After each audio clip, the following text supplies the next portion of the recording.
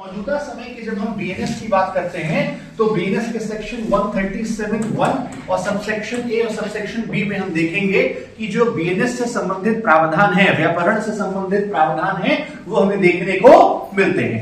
अब जब हम किडनैपिंग को डिवाइड करते हैं तो दो प्रकार का इसकी वर्गीकरण हमें देखने को मिलती है। एक होती है किडनैपिंग फ्रॉम इंडिया और दूसरी होती है किडनैपिंग फ्रॉम लॉफुल गार्जियनशिप। अब एक बात का ध्यान रखना है कि जब भी हम किडनैपिंग के ऑफेंस के बारे में जाएंगे, इस बात का ये ध्यान ये रखिएगा कि किडनैपिंग के ऑफेंस में मेंजरिया होना आवश्यक नहीं है। जबकि हम हर अपराध के बारे में जब हम बात करते हैं तो सबसे पहले ये हमें बताया जाता है कि किसी भी अपराध के कमीशन के लिए जो सबसे मोस्ट इंपॉर्टेंट फैक्टर है वो क्या माना जाता है? दुराशय।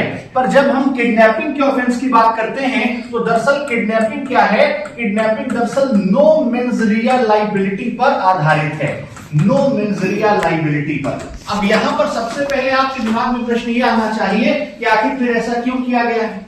कुछ तो मजबूरियां रही होंगी, हुई कोई बेवफा नहीं होता। मुद्दतों तो रोज मुलाकात, बातें तो रोज होती हैं, मुद्दतों सामना नहीं होता।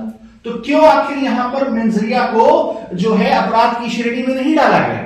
अब तक आपने न जाने कितनी बार विषय को पढ़ा होगा, कितनी बार इसका अध्ययन किया होगा, पर यहां पर नो मेंजरिया लाइबिलिटी आखिर क्यों नहीं यहां पर किडनैपिंग के ऑफेंस को डाला गया है? तो ध्यान रखिएगा, इसका सबसे बड़ा कारण है कि अगर यहां पर हम मेंजरिया डाल देंगे तो ऐसे में जो अक्यूज्ड होगा उसके पास बहुत बड़ा डिफेंस हो जाएगा कि हमारे पास तो मेंजरिया था ही नहीं, हम तो बड़े गुड इंटेंशन में गए थे, हमें लगा ये जो बच्चा है यहां पे पल नहीं पाएगा, हमें लगा कि यहां इसका बड़ा अत्याचार हो रहा है, इसको बड़ा प्रताड़ित किया जा रहा है।